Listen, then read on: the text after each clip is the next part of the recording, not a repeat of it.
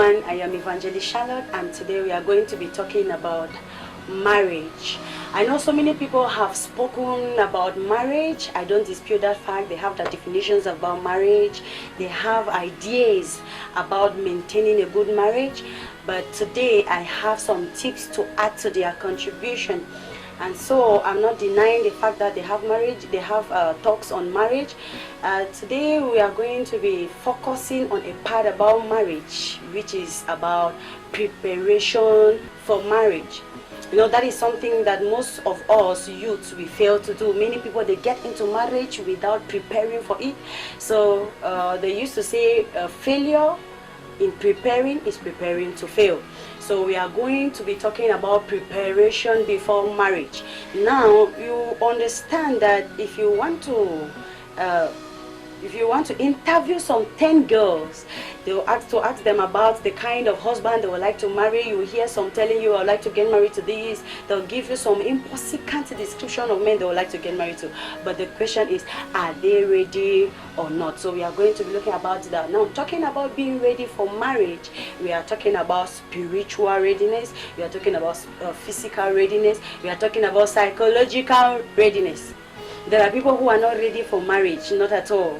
Maybe they think that just the simple fact that they've attended a specific age, to them it is ready for getting married. No, it is very wrong. Even a 12-year-old child can get married as long as that child is matured up here. So number one, the Bible describes marriage or defines marriage to be a covenant between two persons. And for us to prevent this covenant from being broken, we need to prepare at hand. So let us start with the girls. Number one, you want to prepare to get married. What kind of man do you like to get married to? And if you have find out the kind of man you like to get married to, you need to start asking yourself, am I worthy? Am I qualified? Can I be able to bear the strength, the weaknesses the man may bring forth? You must ask yourself those questions. Now, when we talk about preparation, we have number one, physical preparation. You need to learn. There are things that you need to learn how to do. You learn how to cook as a woman. You need to learn how to cook. You know, most of the women we have today who have successful marriages, they are those who grew up with their grandmothers. Why? Because they know how to cook. The grandmother teaches you how to go about the kitchen, how to do traditional meals, not only frying spaghetti, frying rice, frying macaroni and all of that. No, there are men who cannot just take that. There are women who only know how to do these little French stuffs. But let me tell you, you need to go deeply into cooking your traditional meals. That is number one. Number two, your clothing matters. You want to get married and you don't know that your dressing code matters. As a young girl, let me tell you, before you go in for marriage, number one, make sure if you are attaining that age, let your dressing code change. You cannot want to dress as sexy as you think you are, and you think you will attract a God-fearing man. You think you will attract somebody who will just come to you and say, let me get married to you. No. You need to work on your dressing code. Why? Because you are shifting from a singlehood into maritalhood. So you must look at that fact. Now, we are talking about a dressing code. Some people, they want to get married to pastors. Let me tell you, you want to be a man pastor. You want to be called man pastor, man pastor. What kind of dressing code are you putting on? Are you going to be sexy in church?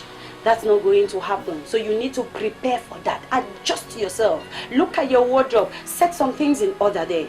Now, number three, we are talking about your friendship, your acquaintances. You want to get married, you are keeping dozens of friends, dozens of boyfriends. You keep nightclubs, you keep outings, everywhere you are there, and yet you want to get married.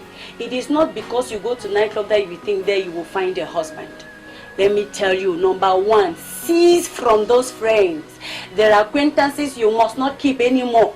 There are friends you must not keep anymore. Separate yourself from them and start building up yourself, spiritually building up yourself, morally building up yourself, physically.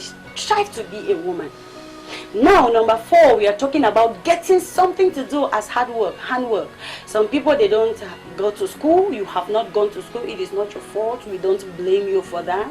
But you will not be contented by saying that since you did not go to school and you don't have anything doing, so you don't have any support to give to the family. That is very wrong. A man respects a wife when he finds that woman who is industrious. Even if you didn't go to school, learn handwork. There are things that you can do that will lead you into that marriage that you so desire. You want to do hairdressing, you want to do barbecue or whatever, you want to maybe learn how to cook, you want to learn restaurant, you want that. Lots of things you can learn in order to generate some income. Get yourself busy. Men don't go these days for lazy women. So if you are not ready for marriage, please go and start getting yourself ready now by doing all of these things. Now, those are the physical parts. We want to talk a little about smile. There are girls, let me tell you, you don't smile at all and yet you want to get married. You want to get married. How? Some people, they frown their faces like down the valley of the shadow of dry bones or something like that. And you are expecting a man to look at you and admire you. No. If that age is coming, if that time is coming, child of God, put a smile on your face.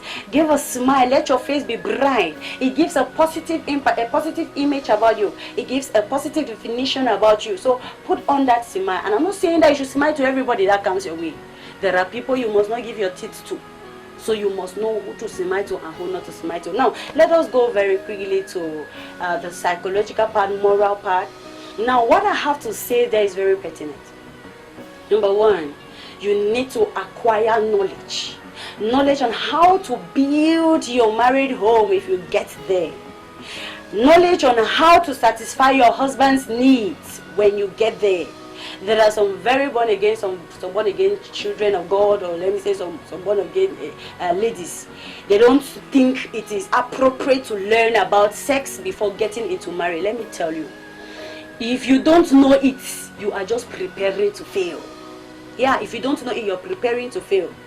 Because you cannot think that it is your husband that have to come and teach you how to do this, how to do that, how to do this on bed. It is very wrong. Learn it now.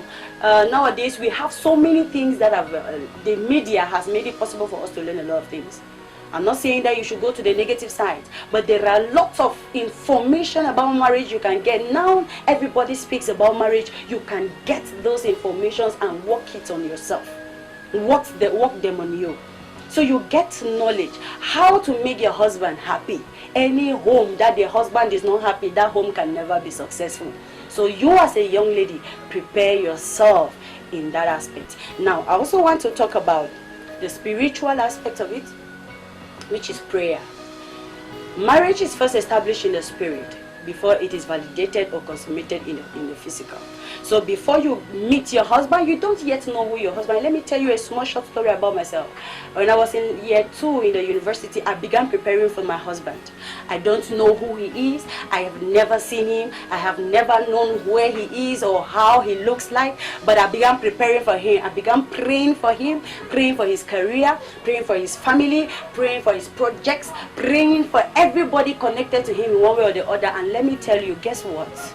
I began generating a kind of strong love for him, even though I don't know him. Now, you may think that is absurd, but it is not. You need to pray for marriage. Prepare yourself. Now, we are talking about character. Character is one thing that spoils marriages. Before you get there and find yourself out, please work on your character. Work on your character. The Bible says that a woman with noble character is her husband's crown, but the foolish one is like cancer to his bones.